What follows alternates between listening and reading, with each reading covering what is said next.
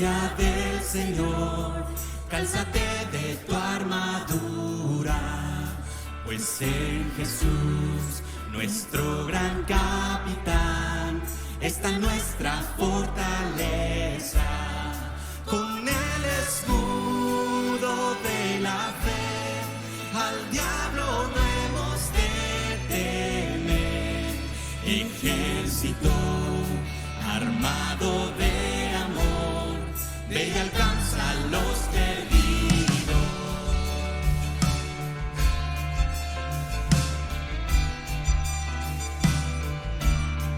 Es tu misión al mundo alcanzar y enfrentar al enemigo con fe y valor.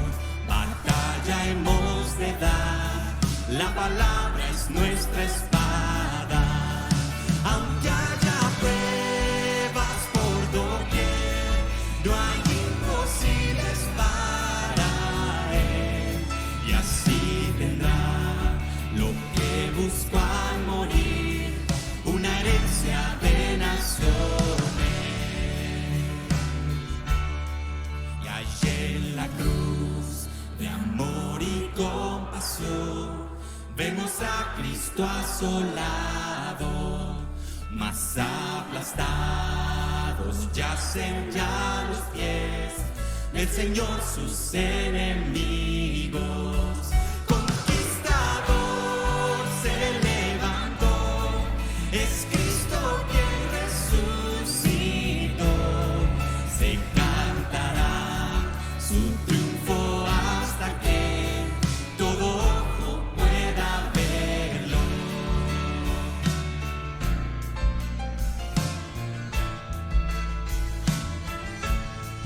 Por gracia, oh Dios, infúndenos valor, danos fuerza a cada paso, danos la fe para el premio obtener de un siervo fiel y bueno.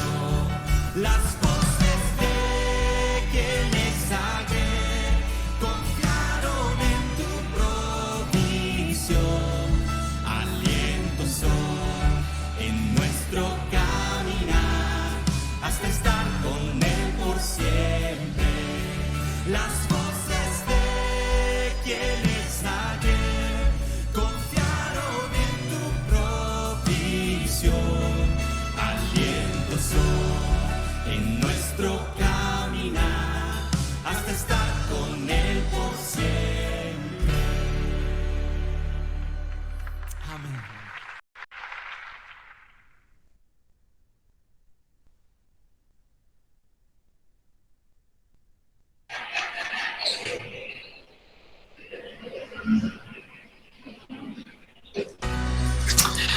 Si algo es claro en la historia de la iglesia, es que en los tiempos de mayor persecución de la iglesia es donde mucho más la iglesia ha prosperado, tanto en la genuinidad de su fe como también en la extensión del evangelio por diferentes lugares del mundo.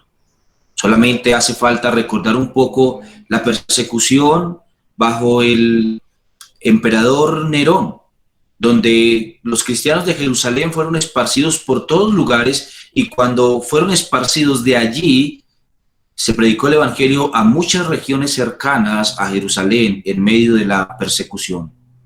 También ocurrió en la siguiente persecución bajo Domiciano, mientras que se huía de las garras de este emperador y de sus intentos por terminar totalmente con el cristianismo. Se observó efectivamente un gran avance del evangelio en los diferentes lugares a donde fueron huyendo aquellos que estaban siendo perseguidos. Ha ocurrido así desde ese momento hasta ahora, y desde la primera hasta la séptima persecución también. Si hay algo en lo que podemos contrastar ese tiempo al nuestro, es que en los diferentes lugares donde el cristianismo se ha convertido en una especie de norma, o al menos el cristianismo como religión se ha convertido en una especie de norma general, el evangelio ha dejado de avanzar, y en vez de avanzar se ha relegado y se ha convertido el evangelio en una parte del sistema del mundo. Es interesante observar cómo mientras tenemos más tranquilidad y paz, mientras no estamos siendo perseguidos de la misma manera que lo fueran aquellos en este tiempo, nosotros mucho más permitimos que una gran cantidad de elementos de este mundo se conviertan en parte habitual de nuestra vida aquí y ahora. El Evangelio del Reino no es de este mundo, está en este mundo, pero no es de este mundo. Y nosotros debemos recordar en medio de esto lo que Dios hace, está haciendo y continúa haciendo con nosotros como parte de su pueblo. Somos parte de un reino que está avanzando. Somos como una semilla de mostaza muy pequeña, pero que luego crece hasta que las aves hacen nidos alrededor de ella o en ella. Somos como una red que es lanzada al mar y luego atrapa en ella muchos peces y luego después de esto en la orilla selecciona los buenos y los malos. Nosotros somos como ovejas y cabras en medio del mundo, que están cohabitando juntas por ahora, pero que luego al final del tiempo serán separadas, una a su derecha y otra a su izquierda. El sistema de este mundo no puede contra el cristiano y el cristiano no puede tampoco adaptarse al sistema de este mundo. La relativa tranquilidad, la falta de sufrimiento, la incapacidad por dar, la incapacidad por vivir para el Señor y no para este mundo, no para aquí y para ahora, es algo que debe presidir constantemente la vida del cristiano. La pregunta es, ¿y tú? ¿Estás viviendo para este mundo o estás viviendo para el reino de los cielos? Déjeme que termine este segundo episodio de las 10 primeras persecuciones planteándoles la realidad que nosotros enfrentamos como cristianos en el mundo. Siendo que no estamos en este momento, en este lugar del mundo, siendo perseguidos físicamente, sí lo estamos intelectualmente y sí lo estamos en el sistema que este mundo lleva. No somos perseguidos políticos, tampoco somos perseguidos físicamente para erradicarnos, pero somos perseguidos ideológicamente y siempre en el mundo existirá este tipo de persecución. Pero a causa de que la persecución no es física, muchos de nosotros hemos abdicado y hemos permitido que muchas cosas del mundo intervengan con nuestra vida de piedad. No fue así en la mayoría de cristianos a través del mundo. Al final de la séptima persecución, un hombre famoso de nombre Orígenes, de la ciudad de Alejandría originalmente, uno de los conocidos como padre de la iglesia, fue también capturado. Y al final de esta persecución fue arrestado, y esto ocurrió cuando ya era muy viejo. No hay una edad donde el mundo diga que ya no es necesario perseguir al cristiano porque ya es muy viejo. 64 años tenía Orígenes cuando fue arrestado y fue puesto en un calabozo maloliente con estiércol humano y con humedad durante varios años y puesto también en cadenas. Así estuvo amarrado de los pies y también amarrado de las manos a un cepo, y sus piernas estaban extendidas al máximo hasta donde ellas podían dar. Durante varios días duraron extendidas sus piernas. Luego fue amenazado con fuego y torturado con todo el tipo de crueldades que se pueda imaginar, como solamente podría salir de mentes infernales. Durante este cruel y prolongado tormento de Orígenes murió el emperador Decio y llegó al poder el emperador Gallo, que durante algún tiempo le dio algún tipo de respiro a la iglesia y a la persecución que la iglesia se encontraba enfrentando. Cristianos aquí tuvieron cierto tipo de libertad y Orígenes también obtuvo la libertad durante el gobierno del emperador Gallo y finalmente se retiró hasta Tiro y se quedó allí hasta donde finalmente murió a los 69 años, solamente un par de años después de haber sido libertado a causa de las grandes secuelas que le causó su tiempo de prisión. Cuando Gallo concluyó las guerras, se desató una plaga en el imperio. Hubo una plaga en el imperio que llegó hasta los lugares más profundos del mismo. Y entonces el emperador Gallo decidió sacrificar a deidades paganas, pidiendo la clemencia de los dioses para que se fuera la plaga. Y se desencadenaron a causa de esto muchas persecuciones a causa de que los cristianos se negaron a sacrificar a los dioses mandados por su emperador y entonces se les persiguió de forma impetuosa por todo el imperio. Muchos murieron en este tiempo, entre ellos algunos magistrados. Uno de ellos fue Cornelio, también ahora era el pastor que había reemplazado a su antecesor como pastor de la iglesia de Roma. Y también Lucio, quien fuera el que lo sucedió a él, es decir, el siguiente pastor de la iglesia de Roma en el año 253. La mayoría de los errores que se introdujeron en la iglesia se introdujeron en esa época de la historia. Y hasta ese momento se llega finalmente a tener un compendio generalizado de la revelación. Pero a muchos teólogos cristianos habían adoptado ciertos preceptos del paganismo, ahora permitiéndolo dentro de la iglesia, y este fue un siglo, al final de este siglo, en donde muchos errores se introdujeron en la iglesia de Cristo. Eso terminó con la séptima persecución. El día de hoy centraremos nuestro esfuerzo en las siguientes dos, probablemente, persecuciones, y quedaremos al tanto de una, la cual trataremos la próxima semana. Déjeme que le mencione algo con respecto a la octava persecución. La octava persecución se dio bajo el mandato de Valeriano, el emperador Valeriano, a partir del año 257 en adelante. Durante este tiempo de persecución, el cristianismo se vio altamente puesto en estrecho. Y aunque crecía, muchos empezaron a adaptar algunos elementos del paganismo e incluirlos dentro de la iglesia. Y algunas otras discusiones teológicas se dieron contra los herejes. Uno de ellos fue Arrio. Aquí empezó a darse lo que sería el comienzo del movimiento arriano, que vendría finalmente a desencadenarse plenamente en el año 325, cerca de unos 70 años después de esto. Algunas otras herejías se incluyeron dentro de la iglesia para este tiempo porque no había unanimidad ni siquiera todavía en el compendio de la revelación dada por el Espíritu Santo en la Escritura.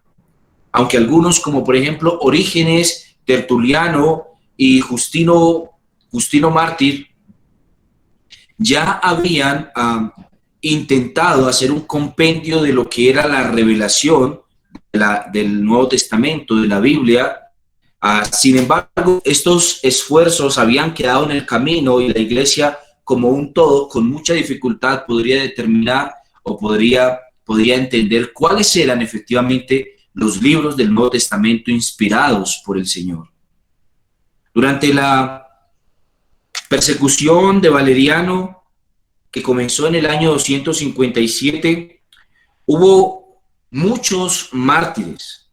Los mártires que cayeron en esta persecución fueron innumerables y las torturas prosperaron, de manera que progresaron las formas tortuosas en las que eran puestos los mártires cristianos, sin discriminar ni sexo ni edad tampoco. Si antes los cristianos eran lanzados en el Coliseo para que fueran devorados por las fieras o crucificados boca abajo o puestos llenos de brea para que encendieran las antorchas y alumbraran los patios del emperador en los años anteriores. Durante este tiempo hubo una intención macabra y malévola de perfeccionar las formas de tortura como los cristianos serían asesinados. Rufina y Secunda, dos hermosas y cumplidas damas, hijas de Asterio, un caballero eminente sirviendo al imperio romano, fueron martirizadas. Rufina la mayor estaba prometida en matrimonio a Averino, un joven también, y Secunda la menor, Averino. Ambas personas eran personas de mucha alcurnia y participantes a los círculos más cercanos al emperador. Los pretendientes de estos, al comenzar la persecución, también siendo cristianos, sufrieron el peligro y renunciaron a la fe para salvarse de estas torturas.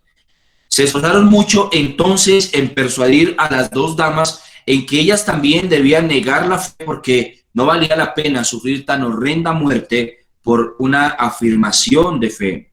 Sin embargo, ellas no cedieron ante las pretensiones ni de sus prometidos ni tampoco del gobernador. Así que fueron capturadas y arrastradas y luego puestas delante del emperador. Al parecer comparecieron ante un juez llamado Junio Donato, que era gobernador de Roma, el cual finalmente las condenó al martirio. Hubo otro pastor que sucedió al anterior en Roma también, de nombre Esteban, y fue decapitado en aquel mismo año. Y por aquel tiempo otro también pastor de Roma, que es recordado entre los mártires de la Iglesia Ortodoxa, llamado Saturnino, fueron ambos condenados a muerte al rehusarse a sacrificar a los ídolos. Así que fueron tratados con una forma tan bárbara y tan dura que la forma en la que ellos murieron escandalizó a toda la ciudad de Roma durante el tiempo que ellos vivieron. Uno de ellos fue puesto en las escalinatas del templo, y allí su cabeza fue puesta entre las gradas, acostado boca abajo, y su cabeza la pusieron entre las gradas, y luego con una especie de bate le golpearon el cráneo hasta que finalmente murió. Dice que se le salieron totalmente sus sesos y sus ojos quedaron brotados. Sixto, el pastor que sucedió a Esteban como pastor de Roma, se supone que era griego de nacimiento y origen, y había servido durante un tiempo como diácono bajo el pastorado de Esteban. Su gran fidelidad, singularidad, sabiduría y valor no común lo distinguieron entre los demás en su momento. Y la feliz conclusión de esto es que a causa de toda su sabiduría y todo su entendimiento, vino a poder tratar muchos temas, entre los cuales algunos de ellos lo consideraron como un hereje, y generalmente se encuentra escrita esta herejía a su piedad y su prudencia, porque se luchó contra algunas de las afirmaciones que ya durante este tiempo dentro de la iglesia se estaban dando. Él consiguió una orden del emperador Valeriano para dar muerte a todo el clero cristiano. Y esto fue porque se opuso abiertamente a algunas de las afirmaciones de uno llamado Marciano o Marción, también se le ha dicho. Y era un gran hereje de la iglesia y se encontraba luchando en sus afirmaciones contra Esteban, y Esteban se encontraba respondiéndole por medio de cartas, y logró entonces que públicamente fuera declarada una orden para que todo cristiano encontrado fuera dado a muerte. Algunos han puesto en alto valor la historia de uno llamado Lorenzo. Lorenzo fue martirizado en el fuego, y decía que él fue martirizado en el fuego para que nuestros fríos corazones pudieran arder. El implacable tirano, sabiendo que no solo era ministro de la iglesia, sino que también él distribuía las riquezas de la iglesia para que muchos pudieran vivir de una manera digna y no tuvieran que sufrir hambres. Lo persiguió y lo capturó, dado por el rastrillo de la avaricia, porque quería que el famoso Lorenzo partiera con él y le diera una parte de lo que él estaba repartiendo entre los cristianos, para dejarlos de esta manera quietos y no perseguirlos. Ante la negativa del famoso pastor Lorenzo, lo persiguió de una forma feroz y cruel, y de una forma totalmente codiciosa, e hizo finalmente que fuera condenado a la hoguera. Antes de morir, pidió 3 días de tiempo para poder aclarar las cuentas con la iglesia y dejarlas bien claras antes de su muerte. Y durante este tiempo, él entonces pudo organizar todo lo que había pedido y orar al Señor también por sus verdugos. Mientras tanto, hizo congregar una gran cantidad de cristianos pobres. Así, todos estos, los que se encontraban frente a él, recibieron de parte de Lorenzo una parte de lo que poseía, y entonces luego fue puesto en resguardo de sus verdugos. Finalmente, él mismo dijo estas palabras frente a la multitud, y cito literalmente: estos son el precioso tesoro de la iglesia, estos son verdaderamente el tesoro, aquellos en los que reina la fe de Cristo, en los que Jesucristo tiene su morada. ¿Qué joyas más preciosas puede tener Cristo que aquellos en quienes ha prometido morar? Porque así está escrito: tuve hambre y me diste de comer, tuve sed y me disteis de beber, fui forastero y me recogisteis. Y también, por cuanto lo hicisteis a uno de estos mis hermanos más pequeños, a mí lo hicisteis. ¿Qué mayores riquezas puede poseer Cristo, nuestro Maestro, que el pueblo pobre en quien quiere ser visto? ¿Qué lengua puede expresar el furor y la rabia del corazón del tirano?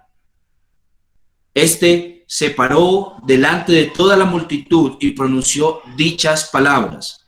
Fin de la cita. Así que el tirano se vio amenazado, su comportamiento se encontraba grandemente enojado, sus ojos echaban fuego, su boca espumeaba como un jabalí y mostraba los dientes como un infernal mastín.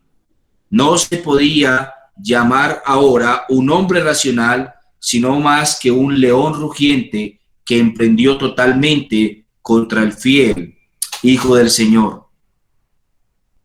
Él mandó entonces a que se encendiera el fuego en la plaza pública y que no se ahorrara leña, y luego colocó al pastor en las brasas ardientes de este fuego hasta que finalmente se consumió totalmente. Tan pronto como esto se supo en medio de la multitud, y que el escarnio ahora público se diera no en el Coliseo, sino en cualquier calle, y que la muerte de estos no se diera en lugares específicos, sino que en cualquier lugar pudiese ser muerto un cristiano, empezaron a verse por todos los lugares del imperio cristianos muertos en una y otra calle. Un vecino martirizaba a su otro vecino por ser cristiano. Unos cuantos de un mismo lugar tomaban y capturaban a los cristianos que se encontraran en ese sitio y entonces los mataran. En este tiempo, un famoso padre de la iglesia también llamado Cipriano de Cartago, un eminente prelado y de la iglesia de aquel tiempo, se dice que adornó la iglesia con la corona del martirio. Este se mencionó como el resplandor del caballero que combinaba todas las virtudes cristianas. Sus doctrinas eran ortodoxas y puras, y él eliminó del pensamiento cristiano muchas herejías que se habían incluido durante esta época. Su forma de hablar a la gente era cálida, era un lenguaje fácil y también un lenguaje elegante y atractivo, y se convirtió en un predicador versado. Se le llamaba el piadoso y el cortés. Aunque él se había educado entre los gentiles, sin embargo, también había sido educado en la piedad cristiana, y poseyendo una gran fortuna considerable, había vivido antes en gran extravagancia y esplendor, pero ahora era todo un digno hijo del Señor, mesurado y cuidadoso, no solamente de sí mismo, sino también de los otros. En el año 246, Cecilio, un ministro cristiano de Cartago, devino a ser el instrumento feliz de la conversión de Cipriano, por lo cual había gran afecto entre estos dos. Antes de su bautizo, según las escrituras, e impactado por la belleza de las virtudes que contenían, decidió practicar las virtudes que se recomendaban en la Biblia. Después de su bautizo, vendió todas sus posesiones, distribuyó todo el dinero a los pobres y se vistió de una manera llana, de una manera sencilla, y comenzó entonces una vida de austeridad. Pronto fue nombrado como el pastor, admirado también por sus obras, y bajo la muerte de Donato en el año 248 fue elegido como el obispo de Cartago.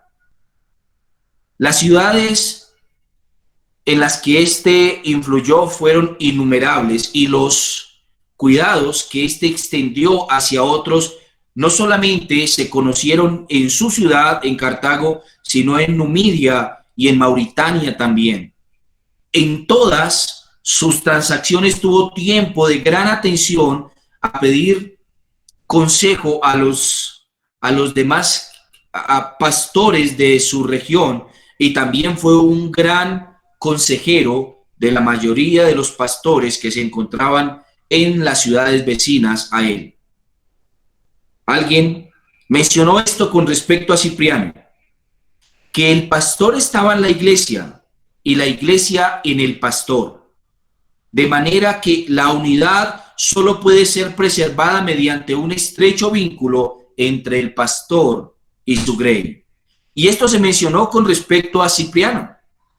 En el año 250, Cipriano fue públicamente proscrito por el emperador Decio bajo el nombre de Cecilio Cipriano, obispo o pastor de los cristianos.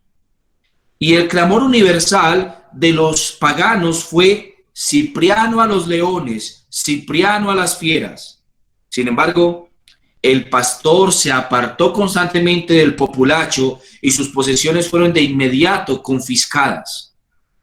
Durante su retiro, escribió 30 piadosas y elegantes cartas a su iglesia. Se le conoce como las epístolas de Cipriano de Cartago. Hoy en día todavía las poseemos. Pero varios cismas tuvieron entonces lugar en la iglesia, algunos de estos a causa de las herejías, y estos obligaron a Cipriano a regresar a algunas de las prácticas que antes tenía, regresando de la austeridad directamente hasta su grey para poder enfrentar dichas afirmaciones erróneas. Al desatarse otra peste en aquel tiempo sobre Cartago, fue, como era costumbre, llevada a acusarse a los cristianos de ser los culpables de la peste. Y entonces fueron perseguidos por todos los lugares del reino, y la terrible peste que había sido atribuida a los cristianos fue entonces la consecuencia de que nuevamente muchos fueran martirizados, aunque había un tiempo de pequeña calma durante cerca de 2 años solamente.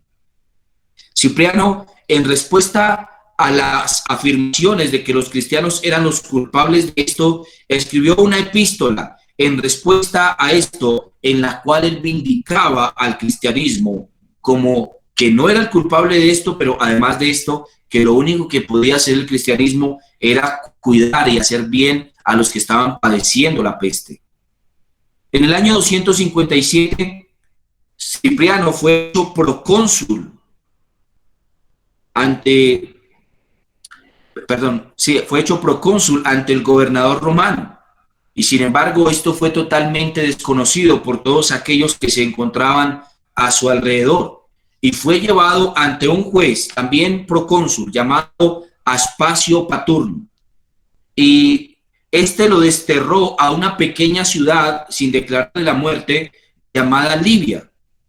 Al morir este procónsul, nuevamente Cipriano volvió a Cartago, pero fue pronto arrestado y llevado de nuevo ante el gobernador, que lo condenó a ser decapitado.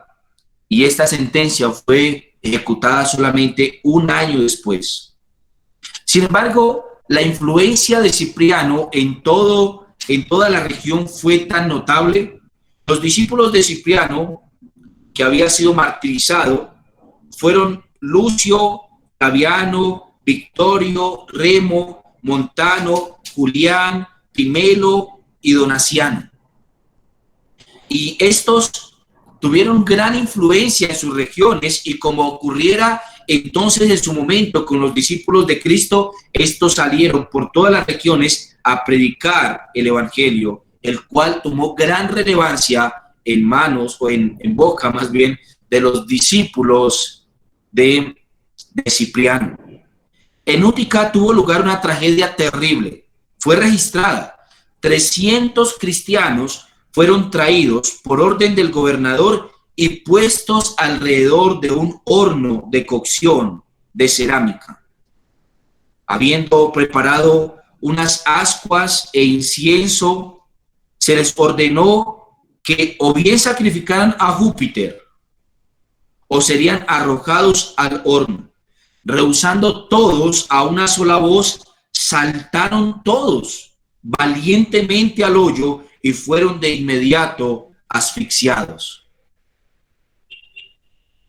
Fructuoso, un pastor de la ciudad de Tarragona, en España, y sus 2 diáconos, Augurio y Eulogio, fueron quemados por ser cristianos en esta región. Poco se había visto en España la persecución a muerte de los cristianos, pero aquí en este tiempo empieza a notarse la misma. Alejandro, Malco y Prisco, 3 cristianos que eran originales de Palestina, y una mujer del mismo lugar, se acusaron voluntariamente de ser cristianos, por lo que fueron sentenciados a ser devorados por tigres, y lo fueron. Máxima, Donatila y Secunda, 3 doncellas de Tuburga, recibieron como bebida hiel y vinagre y fueron durante algún tiempo flageladas y atormentadas en un patíbulo, frotadas con cal, usadas como unas parrillas, maltratadas por fieras y finalmente, al no morir por estas cosas, fueron decapitadas. Hermanos, antes de terminar esta 8ª persecución, es oportuno observar la singular pero mísera suerte del emperador Valeriano, que durante tanto tiempo y tan duramente persiguió a los cristianos. Este recibió la venganza del Señor. Este tirano fue hecho prisionero mediante una estratagema de Sapor, el emperador de Persia, que lo llevó a su propio país, tratándolo allí con la más grandísima indignidad. Le hizo arrodillarse como el más humilde esclavo y lo puso sobre él. Puso sobre él sus pies. Y entonces lo utilizó como tapete durante algunos días para limpiar sus pies. De modo que lo convirtió en una especie de banqueta pequeña sobre la cual él montaba sus pies cuando se sentaba en el trono. Después de haberlo tenido durante 7 años en esa condición, en este estado de esclavitud, hizo que luego le sacaran los ojos. Y aunque a este tiempo ya tenía 83 años, no saciado con esto, por sus deseos de venganza, pronto ordenó que lo despellejaran vivo y que lo frotaran sal en su carne viva. Lo que estoy diciendo es que él mandó a que lo pelaran, le pelaran la piel de su cuerpo como se hiciera con cualquier animal al ser muerto. Luego ordenó que lo rociaran con sal viva, muriendo a causa de esta tortura. Así cayó tal vez el hasta ahora fuera el mayor tirano de Roma y el mayor de los torturadores de la iglesia cristiana hasta ese momento. Por supuesto, la venganza es del Señor, y el que a hierro mata, a hierro morirá. El que con espada sacrifica, con espada será clasificado, será sacrificado. En el año 260, tras la muerte del emperador Valeriano, lo sucedió en el trono uno de sus hijos llamado Galleno. Y durante su reinado, aparte de unos pocos mártires que todavía quedaron a manos de algunos que se encontraban en el imperio, porque como se había vuelto común en ese momento, que en cualquier lugar cualquiera podía matar a los cristianos en cualquier sitio, algunos mártires hubo, pero durante el tiempo de Galleno, muy pocos cristianos fueron martirizados y la iglesia gozó de paz durante algunos años. Para ser exactos, durante 14 años tuvo paz la iglesia de las persecuciones. Voy a introducir esta novena persecución. La novena persecución comenzó en el 274, solamente 14 años después de que tomara el gobierno Galleno. Bajo este tiempo empezó a reinar Aureliano en el año 274. Los principales que se mencionan como mártires durante este tiempo fueron Félix, el pastor de Roma.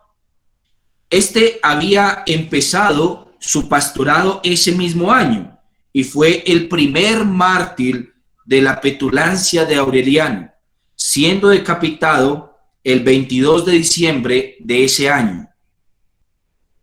Luego, Agapito, un joven caballero, vendió todas sus posesiones y las dio a los pobres, y fue arrestado como cristiano, torturado y luego decapitado en Praneste, una ciudad romana que había cobrado gran relevancia para su época, el día en el que éste había comenzado su proceso de diaconía en la iglesia de Roma. Estos son los únicos mártires que fueron registrados durante el reinado de Aureliano. Pronto, al fin, el emperador que lo sucedió, tomando sus propios criados, que se mencionaban como cristianos, los asesinó. Aureliano fue sucedido por otro emperador llamado Tácito y fue seguido por Probo y por Caro. Fue un tiempo de sucesiones imperiales en las que poco tiempo hubo para centrar la atención en los cristianos. Así que la iglesia tuvo un cierto periodo de paz. Pero otro hombre, otro emperador, muy famoso por sus persecuciones también, de nombre de Diocleciano, accedió al trono en el año 284 y durante 2 años se mostró a favor de los cristianos hasta el año 286. Pero en el año 286 se asoció a su imperio Maximiano. Y algunos cristianos fueron muertos durante una persecución que se desatara tras la unión de estos dos y sabiendo que el segundo no tenía ningún tipo de adherencia al cristianismo. Aquí se encontraron estos se encontraron algunos mártires que son mencionados hasta el día de hoy. Uno de ellos fue Feliciano y otro fue Primo. Ambos eran hermanos y fueron martirizados durante este tiempo. Luego Marco y Marlesiano, que eran también 2 hermanos romanos de la parte noble, entre los nobles de Roma, que eran mellizos, vinieron a ser sacrificados. Sus padres eran paganos, pero sus tutores habían sido encomendados sus tutores eran cristianos y ellos les habían enseñado el camino cristiano. Su constancia aplacó finalmente a los que deseaban convertirlos en paganos, y sus padres y toda su familia se convirtieron a la fe. Ellos fueron martirizados junto con su familia, siendo empalados. Fueron puestos en estacas que les amarraron desde sus pies hasta sus manos. Después, al ser puestos en esta condición, haber sido puestos en una estaca, ni siquiera en forma de cruz fueron puestos. Estos fueron sacrificados porque los habían dejado allí durante algunos días, pero estos no habían muerto, así que finalmente las lanzas atravesaron sus cuerpos. Zoe, la mujer del carcelero, mientras estos se encontraban padeciendo, había tenido cuidado de ellos.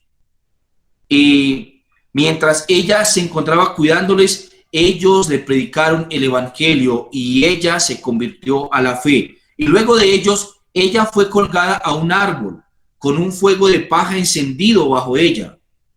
Cuando su cuerpo fue bajado, fue echado a un río con una gran piedra atada al mismo, a fin de que se hundiera.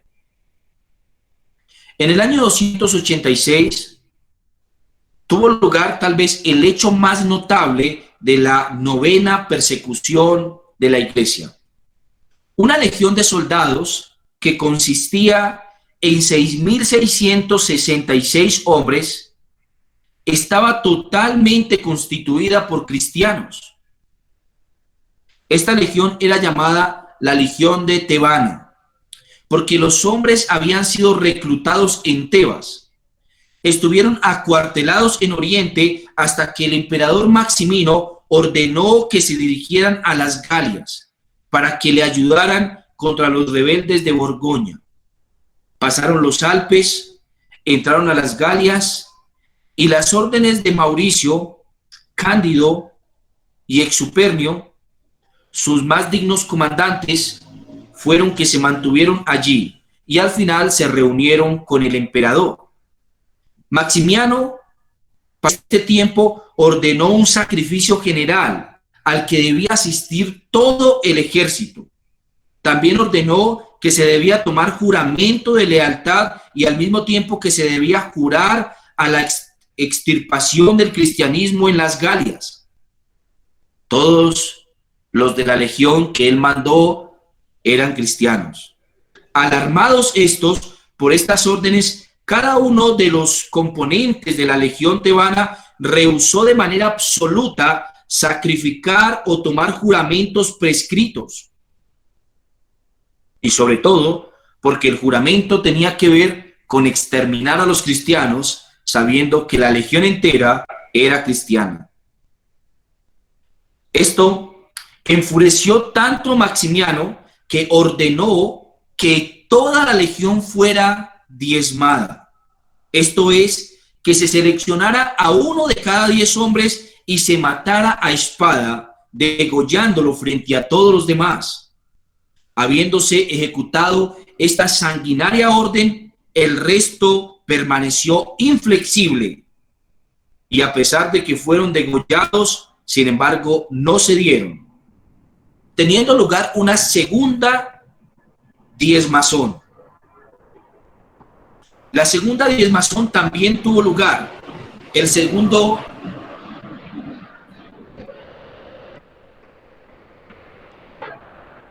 La segunda sentencia no tuvo más efectos que la primera. Los soldados se mantuvieron firmes en su decisión y en sus principios, pero por consejo de sus oficiales hicieron una protesta contra el emperador. Se podría pensar que esto iba a ablandar al emperador, pero tuvo el efecto contrario, porque encolerizó ante la perseverancia de los mismos, y entonces, por unanimidad de demostración, ordenó que toda la legión, los 6.666, fueran despedazados. Bueno, los que quedaban de estos fueran despedazados con sus espadas. Y esto ocurrió el 22 de septiembre del año 286. Alban, de quien recibió su nombre el famoso católico Albans de Hertfordshire, en Inglaterra, fue el primer mártir británico. Gran Bretaña había recibido el Evangelio de Cristo mediante Lucio, el primer rey cristiano, pero no sufrió de la ira de la persecución hasta muchos años después. Albán era originalmente pagano, pero convertido en un pastor cristiano, llamado Anfíbalo, a quien dio hospitalidad a causa de su religión. Los enemigos de Anfíbalo, enterándose del lugar donde se escondió, llegaron hasta la casa de este, que era la casa de Albán, a fin de facilitar su huida, y se presentaron como personas que buscaban simplemente refugio, pero luego encontraron a aquel a quien buscaban y, descubriéndole, lo llevaron ante el gobernador, quien dio órdenes de que lo azotaran, y luego fue sentenciado a ser decapitado el 22 de junio del año 287. Nos asegura el venerable Beda que en esta ocasión el verdugo se convirtió súbitamente al cristianismo y pidió permiso para morir por Albán, y con él, obteniendo su segunda petición, fueron ambos, tanto el venerable Beda como Albán, decapitados por un soldado que asumió voluntariamente el papel de verdugo, porque los demás no quisieron hacerlo. Hertfordshire, donde se levantó una magnífica iglesia en su memoria para el tiempo de Constantino el Grande, fue el lugar donde estos murieron. El edificio fue destruido en las guerras sajonas y luego reconstruido por Offa, rey de Mercia, y junto a él se levantó un monasterio, siendo hasta el día de hoy todavía recordado el lugar donde se encuentran sus ruinas. Fue una mujer cristiana, Aquitania, Francia, que fue usada para hacer parrilla y luego decapitada. Es decir, que la forma o lo que se menciona como parrilla es que era puesta sobre una estaca como un cerdo que da vueltas por encima del fuego. Quitín era un cristiano natural de Roma, pero decidió emprender la propagación del evangelio en las Galias con un tal Luciano, y prendieron juntos en Amiens. Después de ello, Luciano fue a otra zona de Inglaterra, Beaumaris, donde fue martirizado. Quitín permaneció en Picardía y mostró gran celo en su ministerio.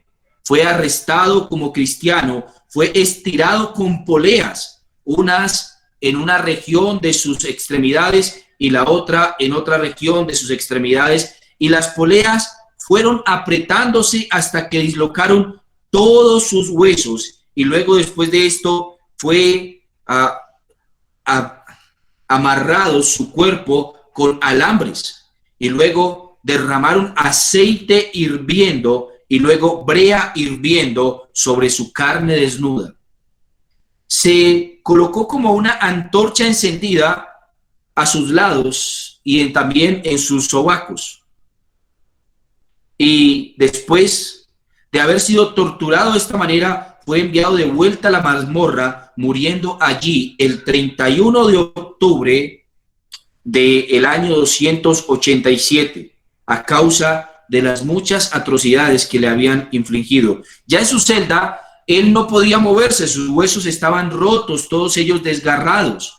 Su piel se encontraba en carne viva y algunas extremidades suyas, sobre todo sus manos y sus pies, habían sido encendidas como si fueran antorchas, así que a causa de las implacables torturas, terminó muriendo.